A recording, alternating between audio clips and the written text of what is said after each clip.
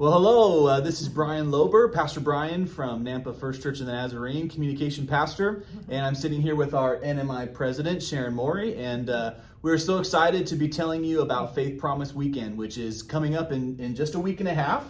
So it's right around the corner. We're super excited, and for those who don't know what Faith Promise is, we always like to start these conversations by just giving a quick definition of what Faith Promise is and why it's important in the life of our church and in the Nazarene Church in general. So give us that definition, Sharon. Good. Well, once a year we come together as a church to determine with God how He wants us to support global missions in this coming year. And we learn more about, in this weekend, we learn more about what God is doing globally. Right. We share about our partners, we share with our partners, we hear directly from missionaries that God has called. And this year, those missionaries are Errol and Rhonda Karam. What a delight that is. Really excited. And their daughter Kimberly will be here. These are some of our own who are serving in South Africa. So a faith promise is not a pledge. Nobody will ever ask you. That's a difference there. Yes, nobody will ever ask you if you have paid it. Right. But it is a promise to God based not on what our bank balance is or what is coming in each week or month, but based on what we feel like God would like to give through us in this coming year. That's that faith component there. It is the faith. And many people I find this, that by giving in a systematic way, each time I have my income coming in, either weekly, monthly, I just am able to do much more than if I sort of wait till my heart is stirred about something and then try to come up with a little bit of money. Yeah. And so that's the kind of exciting part about making a plan. Nampa First people are incredibly generous. Yeah, absolutely. And they're faithful about faith promise giving. And so already this year we've taken in more than $150,000 with still 6 weeks to go in that fiscal year. So it is pretty amazing. So tell me real quick, you said that this money does go to global missions. Yes. What specifically might Faith Promise money go toward? Just global missions in general, or is there some focused areas?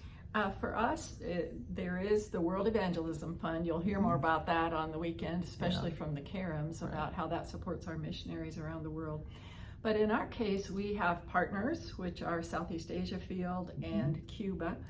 And because of the generosity of Nampa First people, we've been able to provide $20,000 to each of those per year for the last 2 years. That's amazing. And we have a 5-year partnership agreement, a covenant with them. And it's pretty exciting how the Lord is using that money. And we've kind of designated that toward pastoral training, toward church planting, toward finding and sharing the gospel with unreached people groups. And that's happening in both Cuba and in all the parts of Southeast Asia, so it's pretty exciting to be part of that. Yeah. One thing I love that the NMI Council has done, and your leadership has meant so much, is we give to the larger global mission of the Nazarene Church, which is an amazing thing to be a part of, but I also love that we have that another targeted approach as well, these partnerships. I think it's a pretty unique position for us to be in, that we have widespread support and targeted support. I really appreciate that. Well, we get to know them personally. Absolutely. And we've had Bill Kwan speak here, and Jubilee Tanga, and then the Kevin and Jenny Campbell White last year. So periodically they get to come. When the pandemic doesn't interfere, we get to go. Yeah, we're hoping to go this next summer. We have a trip planned to Thailand, so we'll see. That's good. So let's go into our actual weekend then. What can people expect, and what is a overview of the schedule for at least Saturday morning? Right. Well, most of you that have been around a while know that Saturday morning is usually a time to come and have a wonderful breakfast, including cinnamon rolls. Cinnamon rolls, and we will do that again this year. I will be there. At 8:30 we'll begin. And then Rhonda and Errol will speak to us a little bit, focusing especially on how much prayer has meant to them in this last year. They have had some really significant challenges. Yeah, some tough waters. And the prayer support from this church and many others has really been their lifeline. Yeah. So they're going to share with us a little bit about that.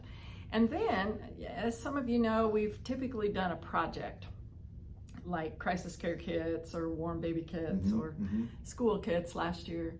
This year, we are doing a project, but it's a little different. Yeah. And I'm feeling it might be the most important project we've ever done. We're calling it a powerful prayer project. But here's how it's going to work. Yeah. We're going to be moving around and doing some cool stuff. So we will have 7 stations. After breakfast, we will go march in a procession from the gym over to the sanctuary building upstairs to where all the adult classrooms are. There will be facilitators in each station. Those stations will be one for Thailand, one for Cambodia, one for Myanmar, one for our creative access countries. Come and find out what that's about. Yeah. One for Cuba, one for South Africa for the Karims, and one for Nampa, because our own we local certainly mission field. need prayer. Yeah. There'll be 15 minutes, and we'll go in small groups. So there'll be a group in each of those stations, and there'll be 15 minutes there. The first 2 or 3 minutes will be a video, some kind of a presentation about that country, how we're attached to it, some things we've done or they've done. There will be a prayer booklet that Brian's helping us work on that will give up-to-date, up-to-the-minute prayer requests they need there right now. Yeah. And we will, in every room, it'll be a little different, but we'll pray together for that particular spot and their needs. And then the last 3 or 4 minutes, we're going to respond to them. And in some cases, we'll send an email to say, we prayed for you today. Here's a picture of us we've attached. In some cases, it will be writing notes that will be transported. It'll be different in each room, but then you'll hear a little signal out in the balcony out there, and you'll move to the next room, and we'll do that through the 7 stations. I want you to know this is intergenerational, that we are specifically catering to children. They will have their own little prayer passport. They will get stickers. They will have prizes. I am most excited about our children hearing grown-ups pray and participating in that prayer. If you have teens that are around, I think they'll enjoy it, and they are more than welcome as well. And so we'll just move through that, and I think it'll be a pretty exciting time to share, to know how to pray together, and then to let them know. So if you have kids, tell them there's prizes and stickers. If you have teens, tell them there's free food. Yes. So those are two of the hooks. But no, I'm excited. I love that there is the intergenerational connection. I know something that was impactful for me as a teenager was discovering and living into the fact that I was a part of something so much bigger than myself. Yes. And so I'm excited for my kids to hear these presentations, to have tangible prayer requests and ways that they can connect relationally with someone around the world doing God's mission. I know that they will enjoy that sort of a tangible connection. Right. So I'm really and they excited get for to that. move around often enough that I think they'll be That's okay. Good. That's good for my son.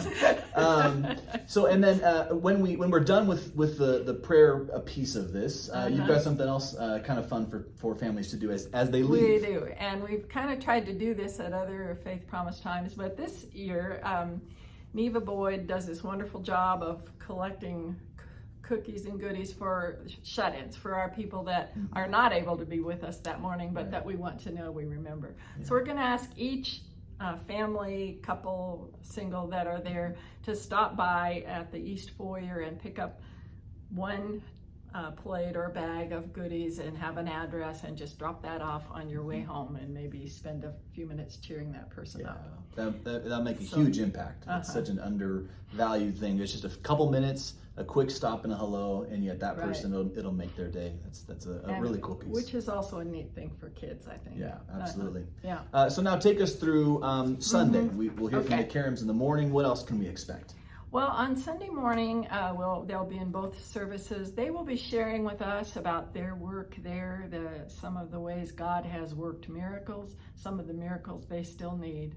They will share with us about the importance of World Evangelism Fund and of how our denomination works together to support missionaries in 160 countries. I mean, a lot of countries. Yeah, right. And that's what our World Evangelism Fund things go for. So they'll be sharing with us about that. Everyone who's there will have an opportunity to complete a commitment card.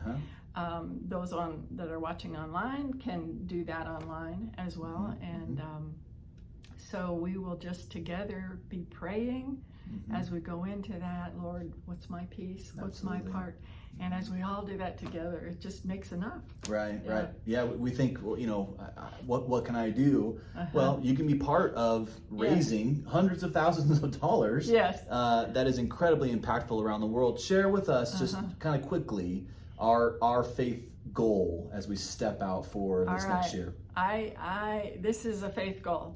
Yeah. We have raised already over 150,000, and I think that will get to 160, 170,000. For this last year. For this last year. My faith is that we could do 200,000 this next year. And each of us that have been giving would need to probably do a little more.